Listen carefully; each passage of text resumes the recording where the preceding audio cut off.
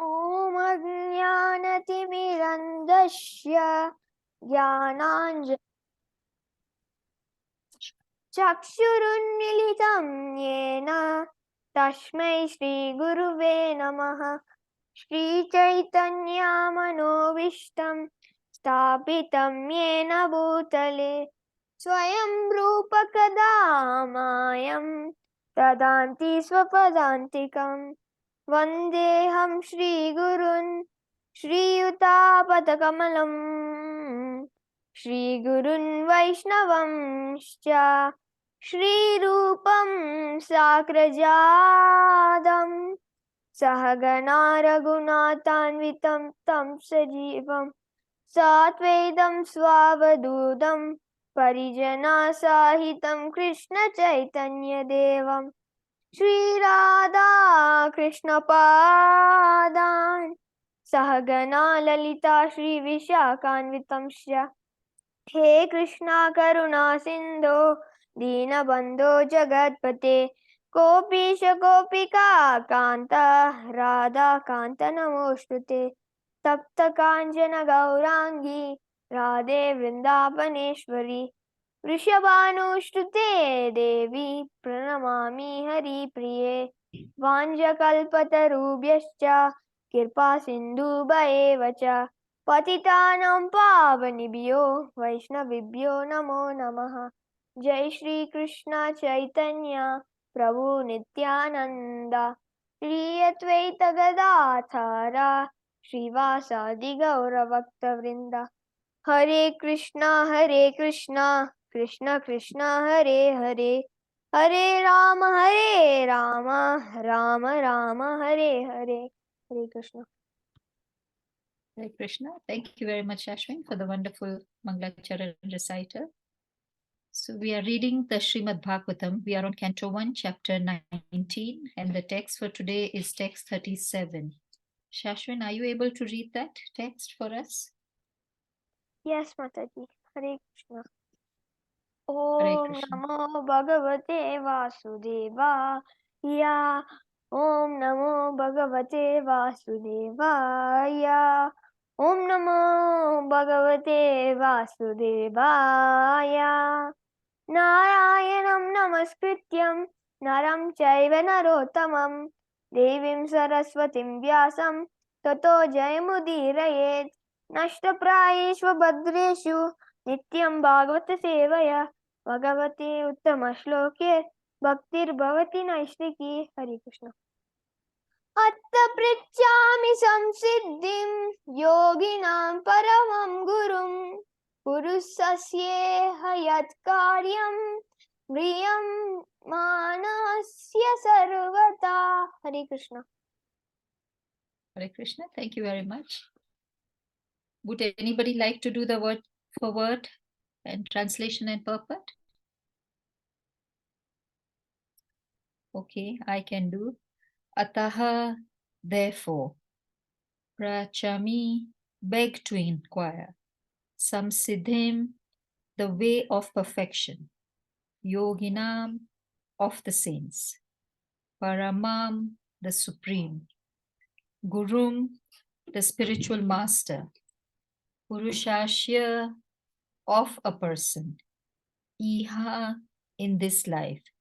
Yat, whatever. Karyam, duty.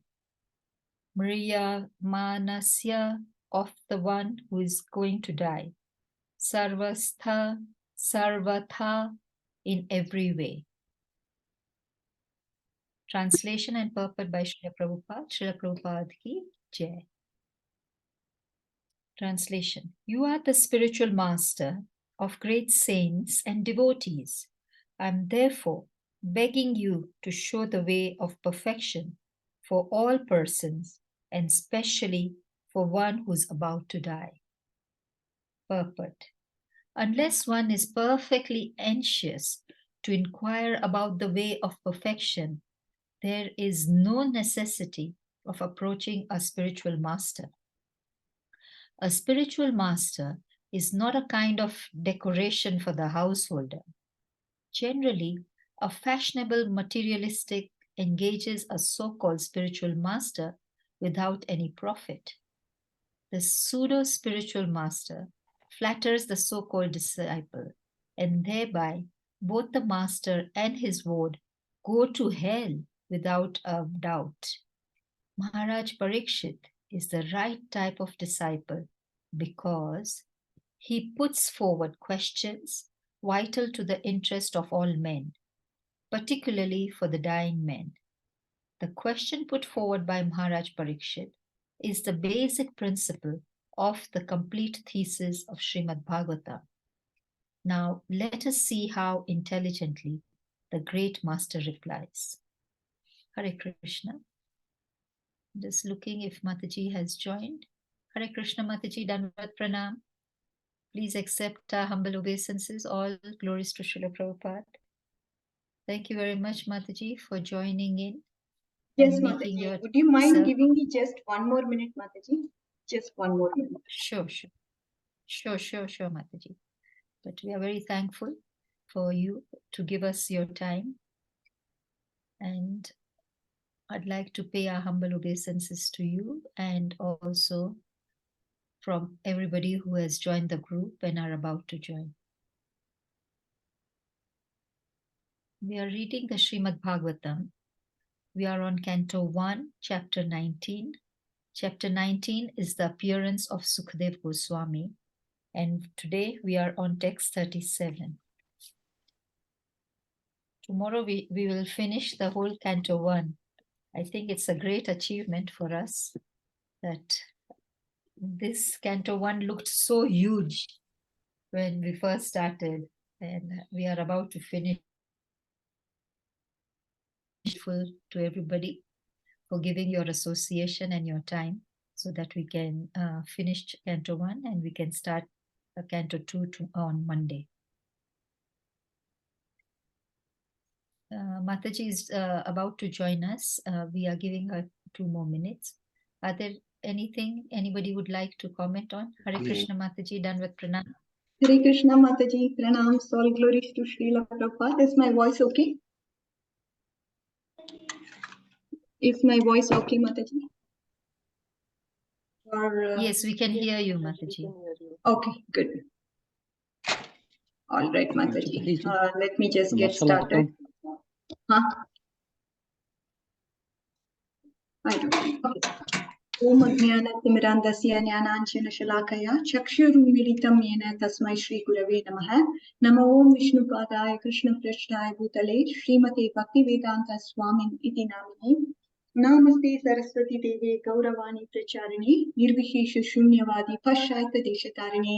जय श्री कृष्ण चैतन्य प्रभु नित्यानंद श्री अद्वैत गदाधर शिवासादि गौर भक्त वृंद.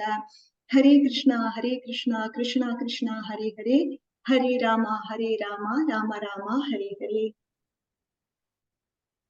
ओम नमो भगवते वासुदेवाय. ओम नमो भगवते वासुदेवाय. ओम नमो भगवते वासुदेवाय. नारायणं नमस्कृत्यं नरं चैव नरोत्तमं देवीं सरस्वतीं व्यासं ततो जयमुदीरयेत्. शृण्वता स्वागता कृष्ण पुण्यश्रवणकीर्तनः हृदयन्तस्तोऽपि अभद्राणि विदुनोति सुहृत्सतां. नष्टप्रायेषु अभद्रेषु नित्यं भागवत सेवया Bhagwati उत्तमश्लोके भक्तिर्भवति नैष्टिकी. Hare Krishna, dear devotees. So as Mataji said, I think tomorrow you're going to wrap up first canto of Srimad Bhagavatam and then enter into the second canto of Srimad Bhagavatam, which is a very technical area that you'll be exploring. So I think, a lot of, so just when it comes to understanding, I think we just need to pay a lot of attention because till now we have seen stories, specifically the current canto that we are going and the current chapters, it's all from Mahabharata. So that way, you can easily understand and at least get the essence. So when we enter into technical subject matter, we just have to have our mind prepared, and certain things we may not be able to understand also. That's perfectly fine. Time will say. Some revelations will happen with time. For me also, certain things were theoretical, but then with the time, I don't know how it gets revealed, right? I mean, suddenly you understand, oh, this is what it is. Then I say, yeah, now I understand exactly what it means. You know, it's not even an incident in my life which actually told about a specific area of philosophy. It was just time, literally nothing but time, not even a specific event. Okay, this event happened in my life because of which I learned something. It was not even like that. It was one, see, I used to hear so many times the same point, but it never got into my heart. Meaning, it just, I didn't have any realization of that particular thing. I used to repeat it, I used to hear it, but never realized it. One sudden day, all of a sudden, somebody was saying this, then it struck me. The same thing, same point. So we never know. So all we have to do is pay attention to the subject matter, and things will get revealed with time, depending upon how sincerely we are trying to understand Srimad Bhagavatam. To that extent, we will definitely understand. There's no doubt about it, dear devotees. It's just that we have to stay tuned and be eager and be enthusiastic. So with this, we can get started. I'm thinking we'll go a few verses before, as we do always, and then try to understand. So I'll start from verse 20 and then come to our verse for today. This way we will have a sequence of flow of different verses, so you get an overall understanding of the subject matter that we are discussing here. So with regards to the 21st verse, if you look at it, Srila Prabhupada in his purport, he talks about foolish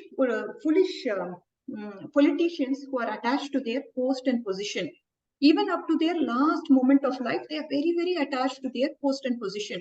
But on the other hand, if you look at personalities like Parikshit, they are so eager to give everything up without even reconsidering it.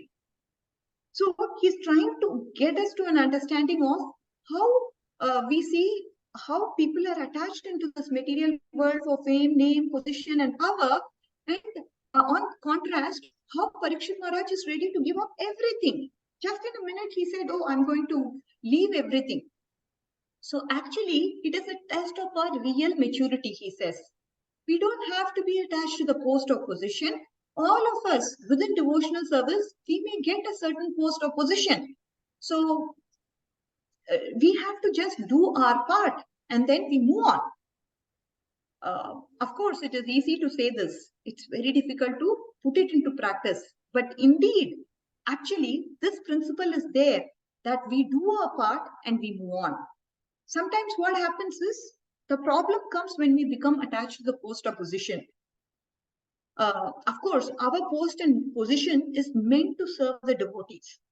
And if it is that, we just have to get out of that position, we just need to move on. In the relay, say 400 meters relay, it is not that you run the entire race yourself, right?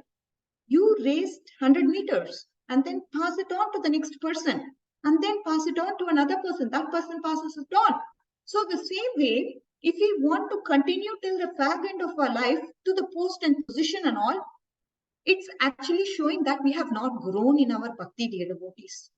That is what Srila Prabhupada's purport meant. When we are being asked to give it up, we just have to pass it on and move on. Krishna's service is unlimited. We can take up some other service.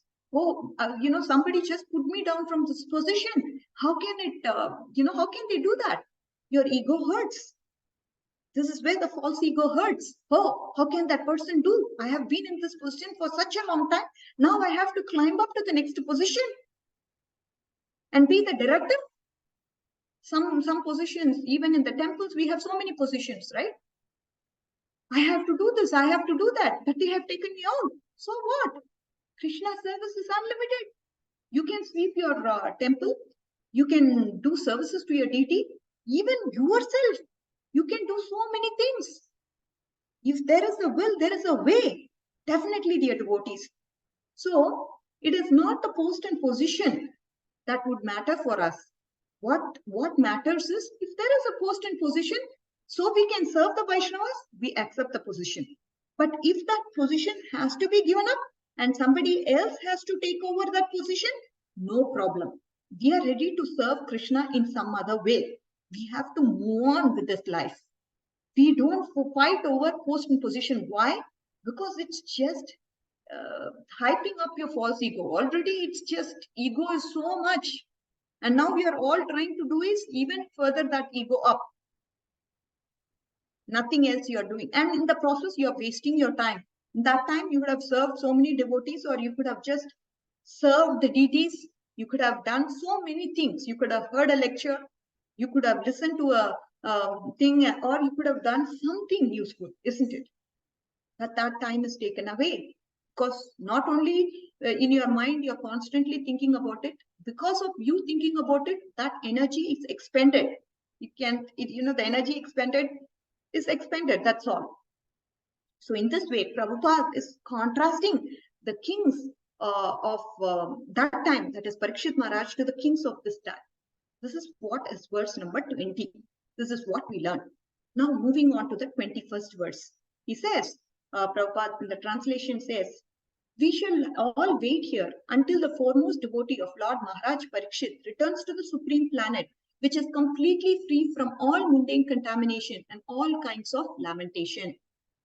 So here, so wonderful words of assurance to Parikshit. What are the sages saying? The sages are saying, we are going to stay here. We are not going to go anywhere. Till the time Parikshit stays here, after 7 days, whatever, whenever he is departing, we will stay till the fag end of his life's journey. His final journey, we are going to be with Parikshit Maharaj. We are not going to desert him. We are going to stay here. Till the time he is going to give up his body, till the time we are going to be here. So this great devotee, this Bhagavata Pradhana, the foremost of all devotees, till the time he gives up his body and goes to the Supreme Lord's lotus feet, we will stay here. Here with you, Parikshit. Like that they are saying. So in this way, their desire also to be with Parikshit, to allow Parikshit to have their association is spoken in this verse number 21. And then in this manner, they said to each other that, we are there for you, Parikshit. We are going to stay here till you leave your body and go back to Krishna. We are going to be here. And Vishwanath Chakravarti Thakura here says, they are talking to each other like this. And Prabhupada also says, when a great devotee passes away, there is nothing to be lamented, because a devotee is destined to enter the kingdom of Godhead. But, of course, it's a very sad sight to to see the great devotees leave our sight. Therefore, it's definitely a very sorry thing. Every reason we feel really sorry. These mixed feelings are there in devotees' heart. But when it comes to celebrating the disappearance of Vaishnavas, we are very happy because they have gone back to service of Krishna. But we're also sad we won't be having their association. They have gone out of our sight. So this is a mixed feeling that is there in a Vaishnava's departure. So in fact, the celebration of Vaishnava's departure, we could say it's the hallmark of Vaishnavism, right? Even in any time, when you hear celebrating a departure or disappearance day or like that, it's a sad moment after all. But when it comes to Vaishnava's philosophy, Vaishnava, what philosophy is that? Somebody is going back to Krishna, so it is jubilation for them. It's a matter of great delight for them. But at the same time, there is definitely that feeling of association being lost. If somebody has personally associated with Srila Prabhupada or any great source for that matter, and when they leave this material world, definitely that sorrow is there, where you miss that person's association personally. But having understood philosophy, you understand they have gone back to Krishna for a higher purpose. So it's a very exalted philosophy that we are talking about actually, where it is difficult sometimes to be, it's not easy for ordinary people to understand this. These sublime feelings of Vaishnava's lamentation, do you think an ordinary person can understand? Specifically, you have, say, for example, Kanai Krishna Maharaj, or anybody whom you have associated with, or say His Holiness Bhakti Char Maharaj. So if people would have associated with them, or if it was your Guru Maharaj whom you have associated with closely, and when they have gone out of this material world, there is definitely so many devotees cry, because the association was so wonderful. But we then slowly understand, yes, reality kicks in and you understand, yes, they have gone back to Krishna. They are serving the lotus feet of Krishna directly. And hence, we are supposed to pray to him. Even though he's not there, he's there. That's the way a Vaishnava perceives the devotee's departure. And then, this is 21st. Now, moving on to 23rd. Srila Prabhupada's translation says, all that was spoken by the great sages was very sweet to hear, full of meaning and appropriately presented as perfectly true. So after hearing them, Maharaj Parikshit, desiring to hear the activities of Lord Krishna, the personality of Godhead, congratulated the sages. So now, in this way, hearing the wonderful words, all those wonderful words which were spoken by Parikshit, these words were like Madhu. They were very nectarian words that were spoken. They were also very impartial words. So we see the qualities are mentioned here by the acharyas in the commentary. Then, after hearing from the sages who have spoken such nectarian words, Parikshit Maharaj is going to speak now. Maharaj Parikshit, he wanted to hear the glories of who? Lord Krishna. He himself congratulated the words and he spoke to the sages, congratulating them the words which they had spoken. First, he's trying to gratify them. He's just trying to congratulate them because they have spoken such nectarian words. He's expressing his gratitude. And this was going on, and they were appreciating Parikshit Maharaj, and Parikshit Maharaj was also appreciating them. So this conversation was going on.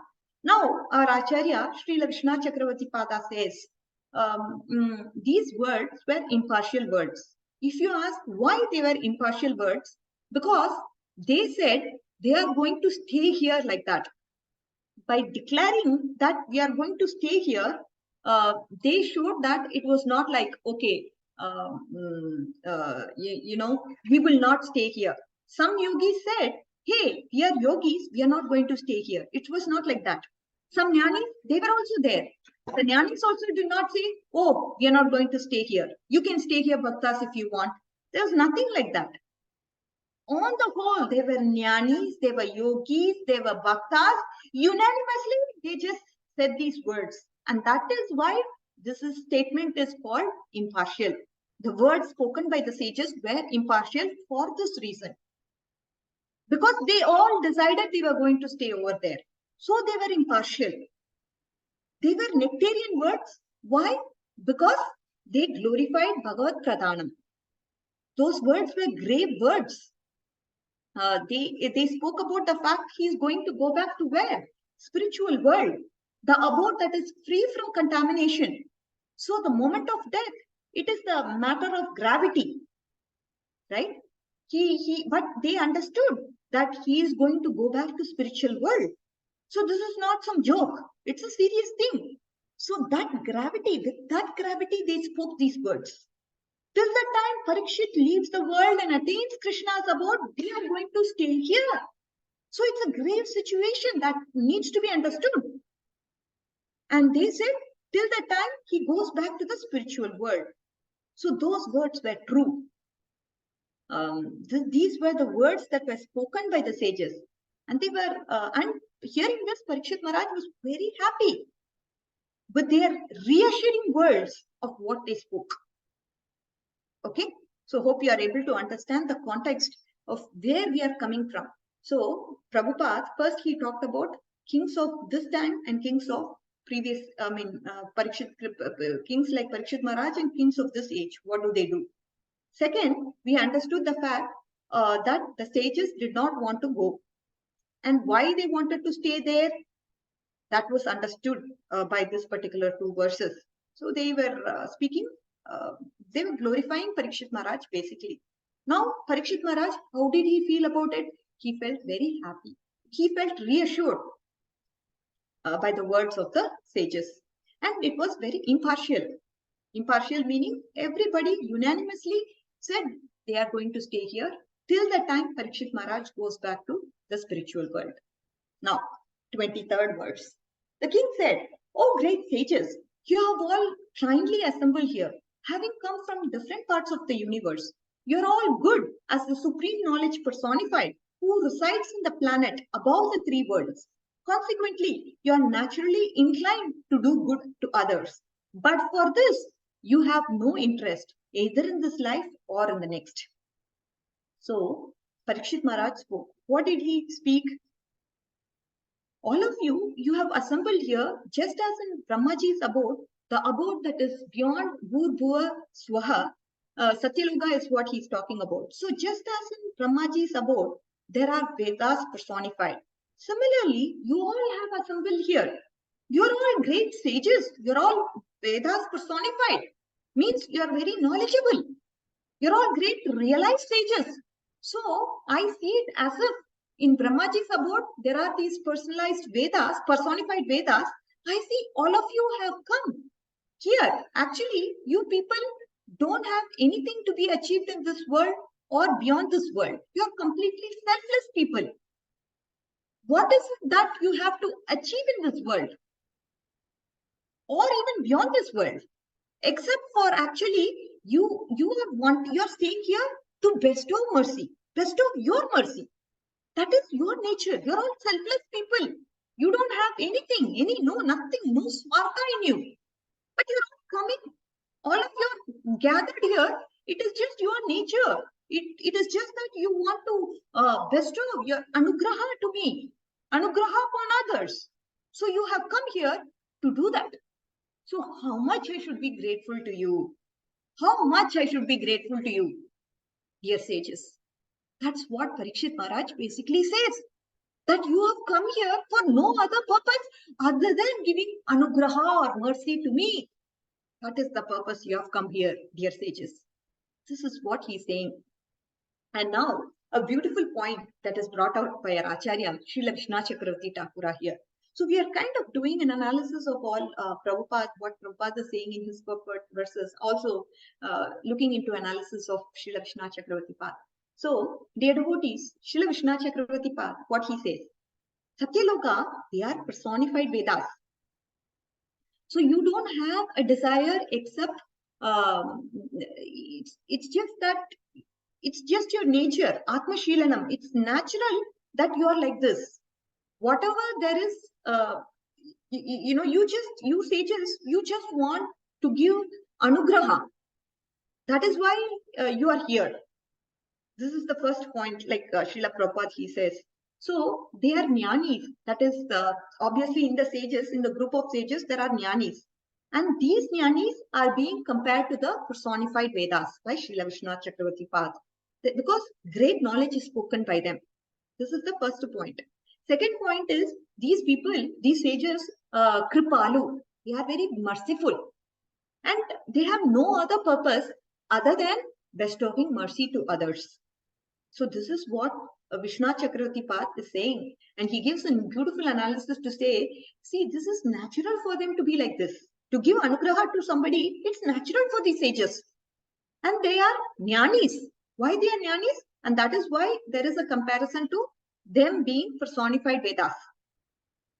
And the great knowledge is, because obviously, why we call somebody a jnani? Because great knowledge is being spoken by them. And then kripalu. They are very kripalu. They are selfless. They just are so merciful.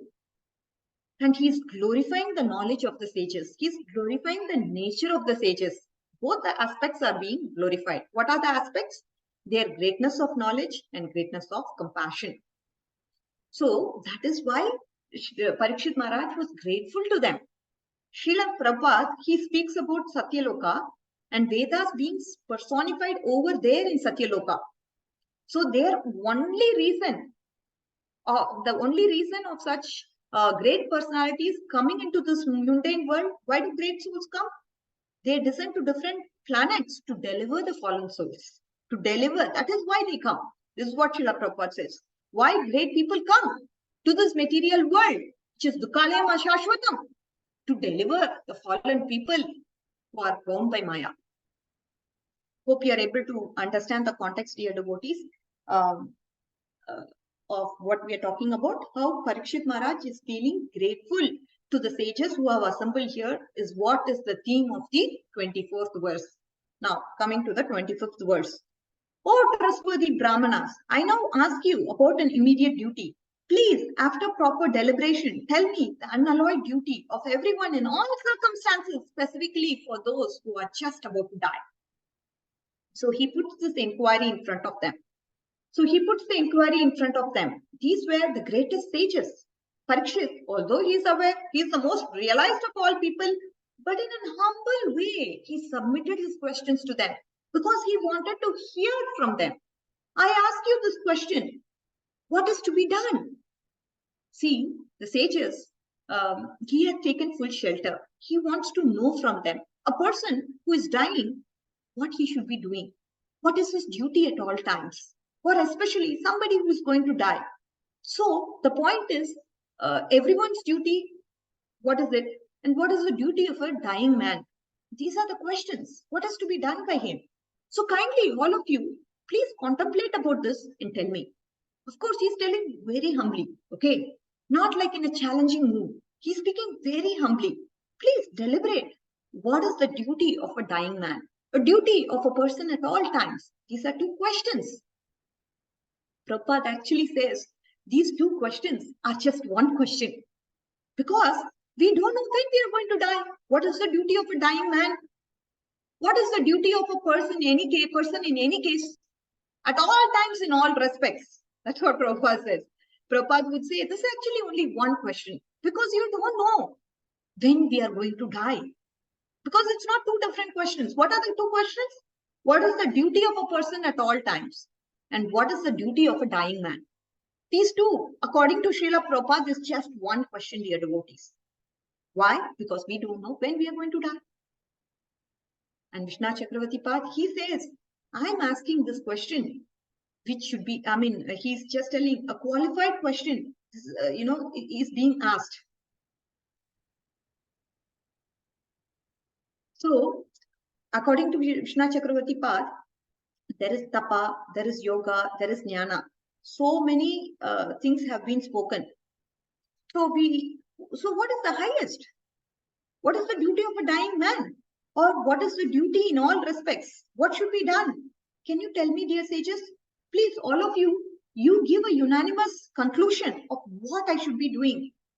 And accordingly, order me. I will do like that. He says that.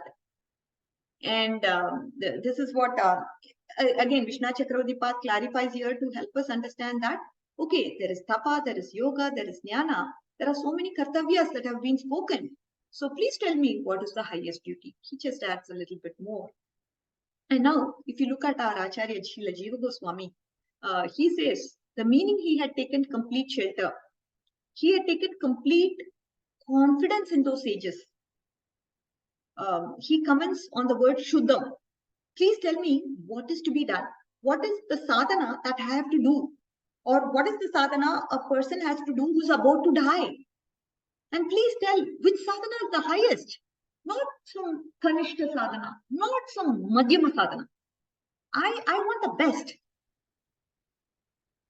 He's asking a particular thing without Kanishta, Madhyam or like that. Actually, it is Krishnangri Seva Rupam, that is service to the lotus feet of the Lord, is the highest. He knows that. Parikshit Maharaj, he knows that. But he wants to hear from the sages. He wants to get confirmation from the sages. That's why he's basically asking this question, what is to be done? What is the greatest sadhana that is to be done in a particular situation? And Srila Prabhupada repeats the point from the verse in the commentaries. He says out of the two, the question relating to the dying man is most important. Because everyone is a dying man, either very shortly or after a few years like that. So Srila Prabhupada practically answers the question in entire Bhagavatam. These two questions is the answer. Where we can find the answer for these two questions, the entire Bhagavatam is about that. The whole of Srimad Bhagavatam, beginning from 2nd canto to the end of 12th canto, deals with these two questions. And the answer is devotional service to the Lord. Immediately in the next chapter on Parikshit, Sukadev will say in the second canto, and here comes, there you will get the answer. Again, talking about devotional service. Now, at this point, when the question is being asked to the great sages, we have our hero, Sukadev Goswami, entering the scene. So this is the last section, because after this description of Sukadev, it's going to come. Hope you are able to understand what is going on in terms of the scenario. He posed these two questions to the sages because he had high confidence on them, and he completely surrendered to them and asked these questions. Of course, he knew the answer, what should be done, but he wanted to hear from the sages. And now we are having our Sukadev Goswami entering the scene. At that moment, 25th verse, there appeared the powerful son of Vyasadev who traveled all over the earth, disinterested and satisfied within himself. He did not manifest any symptoms belonging to any social order or status of life. He was surrounded by women and children and dressed as if others had neglected him. Last week, I only taught this verse. Hope you're able to remember the context of what we spoke. But now I think the sequence is better understood, isn't it? We spoke about the fact that Sukadev Goswami, he never needed any reformatory procedures because he was a liberated soul from the beginning. And his father was the one who taught him Srimad Bhagavatam. That's how he became a greatest Paramahamsa. So any kind of reformatory procedures is needed for a person to be purified. But Sukadev is already a liberated person. And when he appeared over there, boys, women, all of them surrounded. And they thought, oh, he's a madman. The sages understood that he is the greatest of all. It appears that the inquiry of Parikshit Maharaj, it appears upon the inquiry of Parikshit Maharaj, the great sages, they were not unanimous in their decision as to what is to be done. They were not unanimous because, as you know, the sages were coming from what backgrounds? They were coming from backgrounds of jnana, yoga, bhakti. So now somebody who's like Sukadev Goswami, who can understand and he can bring everybody together and give a unanimous conclusion, and he can give a greatest understanding of everything, dear devotees. So that is where obviously Parikshit Maharaj posed these questions, and now we have sages of different groups not able to come to a unanimous decision as to what is to be done. And now we have Sukadev Goswami entering the scene. Sukadev Goswami, he has the greatest understanding of everything because he is the powerful son of Vyasadev, and there he appeared on the scene. And when it comes to unanimity, that unanimity was lacking with the sages. That's why this Muni came. Actually, he is the best person to comment upon this question. They were desiring that Sukadev only appear. He would be the best person to answer the question that was brought by Parikshit Maharaj. Like that, even the sages were thinking. You're able to get the context now? This is 25th verse. So how their mood was, what the sages were, how Parikshit Maharaj posed the question, and how we have sages of different sects, they were not able to come to a unanimous conclusion as to what is to be done. At that point, we have our dear Sukadev coming into the scene, and he is the best. He can only answer this question. He is the son of Vyasadev, and he is the best of all. And he can give a best decision or best conclusion or best answer for what Parikshit Maharaj had posed. Hope you're clear so far. And now we are entering into the 26th verse. All right, dear devotees. So 26th verse. This son of Vyasadev was only 16 years old. His legs, hands, thighs, arms, shoulders, forehead, and other parts of the body were delicately formed. His eyes were beautifully wide. His nose and ears were highly raised. He was having a very attractive face. His neck was well formed, and he was beautiful like a conch shell. So the beauty of Sukadev Goswami is being talked about in this verse. What is said? He's 16 years. He's got this delicate limbs. He has got this beautiful limbs. His eyes was very, very, very large, beautiful.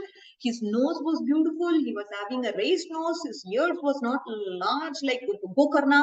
And somebody, it's not like it's too small like somebody would have. Just very perfect ears. He looked extremely beautiful. His throat, his throat also, there were like 3 lines like a conch shell. His kanta was marked like having three lines like that of a conch shell. And these were signs of a beautiful personality. He was 16 years old, but he was respected by everybody, all the sages. They did not look at his age. Oh, this guy is only 16 years and why should we give respect? No, no, no. Jnanavrita, Vayovrita, everybody they respected. Vayovrita means, obviously, if a person is learned, he's a realized devotee. Okay, so we should, that is what is, obviously, we should respect such a devotee who's highly knowledgeable, who's a realized person. Of course, we offer respect to each and every devotee, no doubt about it. But the point here is, even if somebody is younger to us, but if he is empowered and if he is having multiple realizations, so many realizations, then even if he's younger, he has great knowledge. We could see he's got great practicing. He's great practices. He's got good qualities. Then we understand his devotion. Okay, his devotion has come from prior life. Prior life, he must have done really, really good bhakti, and that's why he's got this devotion from his birth. That's how he is. And in this life, he might have come later into devotional service, but then he could have picked it up very nicely. And he could have been much ahead of people who've been practicing for 20 years, 30 years. So this idea should be there, that he is, got bhakti from his previous life and he's continuing from there. So we should give, here we can see our Srila Sukadeva Goswami, he's being very much respected by the sages, even though he was only 16 years old. So his bodily attributes were described, talking about his beauty, and now we understand how the sages were giving respect to our dear Sukadeva Goswami. Now, moving on to the 27th verse. His collarbone was fleshy, his chest broad and thick, his navel deep, his abdomen beautifully striped, his arms were long, and his curly hair was strewn over the beautiful face. He was naked, and the hue of this body reflected that of the Lord Krishna. He was so most beautiful. The beautiful meaning, his bodily descriptions were given, right? He was Digambara. He was completely an Avatuta. Did he have clothes on him? No, he did not have clothes. And his Varna was like that of Krishna. He is Krishna Varna. This is being described in this verse number 27. Now, moving on to 28. He was blackish, very beautiful due to his youth. Because of the glamour of this body and attractive smiles, he was pleasing to the women. Though he tried to cover his natural glories, the great sages present there were all experts in the art of physiognomy. So they honored him by rising from their seats. As you can see, dear devotees, here he was most beautiful. He had the enchanting smile. And of course, he was a great renowned sage. Although he was extremely beautiful, he didn't have any mundane attachment. People who are beautiful, they would have attachment to mundane things. But here, on the contrast, he was extremely beautiful, but he did not have any mundane attachment. He was great and he was self-satisfied, Atmaram, right? And he's the greatest of all sages. So all of them, all these sages, because he's the greatest of all sages, they got up to respect him from their seats. All these sages, they were all experts. Experts in what? Like Samutrika Shastra, Samutrika Vidya. It is called in the Vedas. The Vedas speaks about mudras. Samutrika Vidya is nothing but an art of mudras. It speaks about particular bodily features. In fact, Samutrika Vidya can be split into 3 aspects. Kapala Samutrika Vidya, Hasta Samutrika Vidya, and Mukha Samutrika Vidya. So they are physiognomy, astrology, palmistry, all this. So Jiva Goswami talks about it and explains this in the 10th canto. So this is all what Samutrika Shastra. They were they all knew that. They all saw Sukadeva Goswami was great. And he had these Mahalakshanas, which were seen after understanding physiognomy, palmistry, bodily features, and the art of understanding bodily features. So they understood, oh yeah, just looking at him, they are able to understand this Sukadeva Goswami is great. He has all this 36 Lakshanas that the Vidya talks about. Like that they decided. Okay. Now, 29th verse. Maharaj Parikshit, who's also known as Vishnu Ratha, one who's always protected by Vishnu, bowed his head to receive the chief guest, our dear Sukadev Goswami. At that time, the ignorant women and boys ceased following Srila Shukadev. Receiving respect from all, Sukadev took his exalted seat. So Maharaj Parikshit knew about Sukadev. He also saw how all the sages respected him unanimously. They were all so great, and these sages, they are respecting this Sukadev Goswami. So he immediately bowed down with all his limbs and then did this prostrated obeisances to him, to Sukadev Goswami. And when this was done, sages offered their obeisances and Parikshit offered their obeisances. All the children and the boys who were following, some ignorant women, all of them, they understood, oh, this person, he's a great soul. So they immediately disappeared from there. Sukadev Goswami, he's got a very great asana. He was asked to sit and he was received and worshipped in this way. So they became fearful, the people around. Srila Vishnu Chakravarti Pad says, all these children, all these women, they all considered him to be a madman. But then he was seen as if he was a great exalted sage. So they became fearful. Although they were considering him a madman, they understood he was the most exalted, Vikshipta. Right? So then all the munis and all that, they offered great respect to Sukadev Goswami. And, in the assembly, who was seen? We saw Vyasadev, who's this father of Sukadev Goswami. We also see Narada, who's the spiritual master of Vyasadev. So the sages offered him respect, and Sukadev himself offered respect to Vyasa and Narada. Vyasa and Narada embraced him. They smelt his head. When an embrace is given, the elders smell your head, right? Like Vyasadev's son is Sukadev Goswami. So he was most delighted to see his son. And then Vyasadev, like his own son, he embraced him with such nice, affectionate dealing. He embraced his son, Sukadev Goswami. Same way, Narada also did. Narada, in fact, was what? Narada, in fact, was who? He was Vyasadev's spiritual master. So Narada bestowed affection upon him. And other munis also, they offered their obeisances to Sukadev Goswami. In this way, he was offered a great asana. Yes, this is how he got into the asana, to speak Srimad Bhagavatam to all of us dear devotees.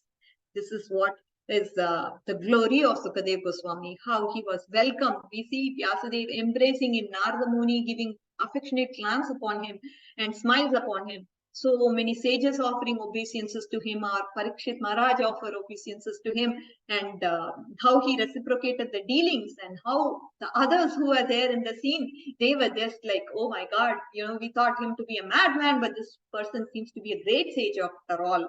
Like that, they fled away. So this is the scene that we are seeing, isn't it? And now moving on to the next verse, dear devotees. Just as the moon, here Srila Prabhupada is saying in his translation, Sukadev Goswami was surrounded by saintly sages, demigods, just as the moon is surrounded by stars, planets, and other heavenly bodies. His presence was gorgeous, and he was respected by all of them. Now, just as the moon is surrounded by grahas and nakshatras, he was also surrounded by these people like Brahma Rishis, Raja Rishis, Dev Rishis, Vashishta, Dev Rishis like Narada Muni himself was there. Sukadev Goswami was shining brilliantly like a moon surrounded by these personalities. Actually, Narada and Vyasa, they accepted a position which was inferior to the position of Sukadev. See, it is by their mercy, by their empowerment, by Lord's empowerment, Sukadev Goswami was exalted as the best of the sages. This is also demonstrating a principle of what? Guru Parampara. Even though somebody may be junior or like that, a personality like Narada and Vyasa, they are also hearing from them. They are also hearing from Sukadev. So anybody who is a bona fide representative of Vyasasan, of Vyasadev, sitting on the Vyasasan, we hear from him. Right? So we hear him because he is a bona fide representative. Vyasa and Narada, they are showing this to us. They are hearing from bona fide person like Sukadev Goswami, who was indeed a very exalted personality. He was the dear associate of Supreme Lord. He was bestowed great confidential meaning by Lord's mercy. Confidential meaning of Bhagavatam was given to him by Lord's mercy. Right? Because Narada, Vyasa, they are all incarnations of the Supreme Lord. You know, we know Vyasadeva is Satyavesh avatar, is none other than Lord himself. So Vyasadeva is also Satyavesh avatar in other yugas. So in this case, they are all sitting down to listen from Sukadev. So the Lord, we can understand the Supreme Lord glorifies his devotee more than himself. Right? Anyways, that's the point that is being spoken about in that verse. Now, the sage Sukadev sat perfectly pacified, intelligent, and ready to answer any question without hesitation. The great devotee Maharaj Parikshit approached him, offered his respects by going down before him, and politely inquired with sweet words and folded hands. Understand this etiquette. How message has to be taken. It's not the ego, because we just say in words, right? We are the servant of the Lord, servant of the servant of the servant of the Lord. But how is our action? Are we really in that mood? Are we really behaving like that? That is where Sukadev Goswami, that is where Parikshit Maharaj helps us to understand. This is how he was inquiring from Sukadev Goswami. We have to understand how this mood is within the devotees. That mood has to be inculcated. It has to, if not, you have to pray. I just don't have this quality. Please, Krishna, help me. Get this quality. Really, really, I want it. I just sincerely pray for the same. Let's pray to Krishna like that. Because we may say, but in actuality, how is it? We have to understand. At least introspect. At least tell, yeah, I'm not there. I'm not there yet, but I need to be. That is when slowly, whatever happens, be it our ego gets shattered, then also we feel grateful because we are still the servant of the Lord. Okay, so Sukadev Goswami, he's a great Meda. Any question, anything he can answer. He was completely a realized personality and his knowledge was unlimited. It was not limited at all. He knew all the paths. Just not only bhakti, he knew all the paths. He knew what rasa is. He knew everything. Actually, practically, he realized person. All these aspects of Siddhanta, he knew. He experiences rasa, right? That is why he was the best personality to talk about it. That's why we have these exalted personalities like Narada and Vyasa. What to speak of Vashishta and many others. In this way, Parikshit Maharaj, he bowed down. And Parikshit twice and many times, in fact, he bowed down. And then he asked the sweet words as questions to our Sukadev Goswami. Okay. So now, 32nd verse, dear devotees. 32nd verse is saying about the fact the fortunate king Parikshit said, "O Brahmana, by your mercy only you have sanctified us, making us like on to places of pilgrimage, all by your presence here as my guests. By your mercy, we who are but unworthy royalty become eligible to serve the devotee." So yes, today we have become Shatra Bandhu, Shatra Bandhavas. We have been, you have come here, and because you have come here, this place has become a tirtha. And all the sages are saying we have become purified because of your association. And second thing, that is why the sages, they all want to hear from you. They are expecting something great from you. So you've made this place into a tirtha. You have purified us by offering your shelter. And because of this, the sages and everybody, they have all assembled in this way. So they have all assembled just so that they could hear from you. Sukadev Goswami, he would never approach any worldly enjoyers. But Parikshit was a great devotee. That is why Sukadev Goswami came. But still, Parikshit is going to obviously have his devotional immunity and he is calling himself Shatrabandhu. Right? So this is the humility of Parikshit Maharaj. He just, that is how amazing he is. he's having that humility. He's just paying obeisances to our dear Sukadeva Goswami so many times. He's humbly putting forward his questions, and in a very humble way, he's first glorifying, obviously our Sukadeva Goswami, and then putting forward the questions before him. Now, what is the verse, Mataji, that we are supposed to do today?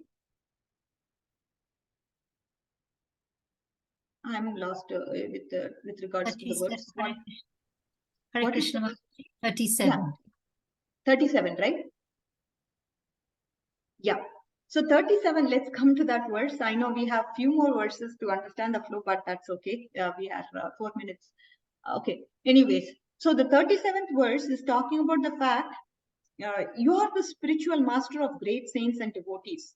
I am therefore begging you to show the way of perfection for all people, especially for one who's about to die. So please, I ask you this way of perfection. You are the best of the yogis. You are the greatest of the spiritual master. What is to be done of a dying person? What is the duty of man at all times? What is the duty of a dying man? So he puts forward those two questions to our Sukadeva Goswami, who poses Parikshit Maharaj. I want to know all about this. You are the great master. You are the, you know the subject matter, and all these questions will be answered, Srila Prabhupada says. So he will be answered by our intelligent, let's see how intelligently the great master is going to respond. Srila Prabhupada says, yeah, let's see how our great master Sukadeva Goswami is going to respond. So this is what is the 37th verse. So 38th verse is going to tell, I mean, is 38 also in today's session, Mataji, or it's just 37? Mataji, we can take 38, but we can do that tomorrow as well, because then tomorrow, you can go ahead. It doesn't have a purport, so we can do it today or tomorrow. Oh, no worries, Mataji. So this is what is the context. He poses the question and then he he wants Parikshit Maharaj, Sukadeva Goswami to now answer to this question that has been posed, those two questions. Okay. So with this, we will conclude today's session, dear devotees. So hope you understood the flow, and if you have any questions, please feel free to ask. वाञ्छाकल्पतरुभ्यश्च कृपासिन्धुभ्येव च पतितानां पावनेभ्यो वैष्णवेभ्यो नमो नमः। अनंत कोटि वैष्णव वृंद की जय। नामाचार्य श्रील हरिदास ठाकुर की जय। श्रील प्रभुपाद की जय। गौर भक्त वृंद की जय। All glories to the assembled devotees, all glories to Srila Prabhupada, and all glories to our acharyas who are also helping us to understand this deep subject matter. Hare Krishna. Hare Krishna. Thank you very much, Mataji, for taking us through the last few verses, which are so important. And then we understand the context of today's verse. I open it up for any questions. There is a question from Urmila Mataji. Would you like to ask a question? You are unmuted. There is no question. No. Okay. Tish, would you like to ask a question? It's Shindileka here. Sorry, I changed iPad. My iPad. Okay. Yes, as usual. Thank you very much, Mataji. Your class is very enlightening, and we get to take a lot from your class. Not only your class, Mataji, the knowledge and the way you talk. It's coming from inside. It's not like something coming from our lips, right? It's very, very nice the way you put things and you explain to us. So you were talking about giving up the position. So we see here how Sutta Goswami's father, Romaharsana Rishi, when he was doing katha in a pandal, and Lord Balaram reached there and he would not stand up. So Lord Balaram knew that he had he was like proud of his position. So Lord Balaram wanted to give the position to his son. So Lord Balaram killed him and transferred all the knowledge to his son, Sutta Goswami. So here we can see that it has started that you have to give the position. So similarly, we see Parikshit Maharaj was like his grandfathers. His grandfathers, all the Pandavas, they didn't have attachment for their opulence, and they just left everything and they went to the Himalayas. So Parikshit Maharaj is following on their footsteps. They didn't care about wealth, kingdom, family, or anything else. Now in the assembly, we also see there was Narad Muni, Vyasdev, Vyala, and so many other great rishis. and they gave their position to Sukadev Goswami because they wanted to pass on also, and they didn't want to hold on. And they know Sukadev Goswami was very elevated soul, because we can remember when Sukadev Goswami was running away from home after taking birth. He was naked. He was always naked. So while he was running, and Vyasadeva was running after him, oh my son, all he could hear is the echo of the trees. And when he passed by a river, there were some young girls, they were taking bath in the river, they were naked. So Dev Goswami went, the girls didn't do anything, they just continue with their business. But when Vyasadeva ran after him, going towards the river, the girls hastily they covered their body. So then why? Because Vyasadeva asked the girls, why? My young son of 16 years old has just passed. You haven't covered yourself. Why now? Then the girls replied, because he is not on this mundane platform. You are a grihastha. He is not. He's above this world.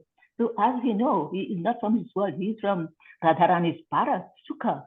So he heard the Bhagavatam from Radharani. He heard the Bhagavatam from Lord Shiva while coming down. And he heard the Bhagavatam from his father, Vyasadeva. So he had it in him, right? So, and we know also that all of them, they gave him the position because of his knowledge. As Mataji was saying, that we don't need to see that, oh, I am old and a younger one is giving me nice knowledge. I should not take, I should discard it. No, we should, that is our ego. We should crush our ego. We should say, yes, you are younger. You are giving me good knowledge, good advice, and good things in my life. So also we see, you know, Mataji was talking about how the great sages were happy to send Parikshit Maharaj to Golok Vrindavan. These kind of personalities, like great personalities, we should not lament their departure. Yes, we will miss them. Like we see in the Swaminarayan followers, they never lament, they celebrate the departure of their great souls. They celebrate and they make big feasts and they invite many people to participate in the celebration. They never say he's gone, he's passed away or whatever. They say he's gone home, so we are celebrating. So that is what we should take also for Parikshit Maharaj, and Sukadev Goswami and everybody was so happy. And Parikshit Maharaj, he was also very elevated soul, and he knew he was the one who had met the Lord when he was in the womb of Uttara, of his mother. So he was great also. So thank you, Mataji. Thank you everyone for this nice class. Hare Krishna. Wonderful, wonderful summary. I think you recapped it so well, Mataji, and brought so many more realizations. I would say very nice. Thank you very much, Mataji. Hare Krishna. Hare Krishna. Thank you very much, Indulaika Mataji, for that summary. Are there any other questions or comments? If there are no questions or comments, I'll hand over to Path Prabhu. Path Prabhu, Hare Krishna, are you able to close the session for today?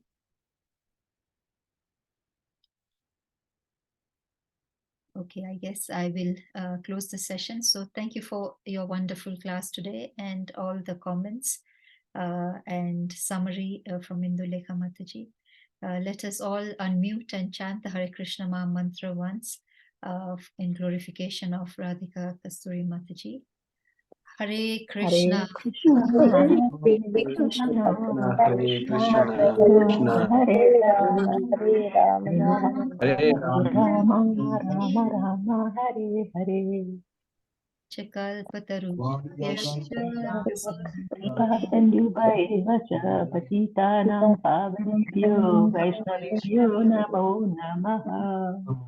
Srila Prabhupada ki. Jai. Grace Radhika Kasturi Mataji ki.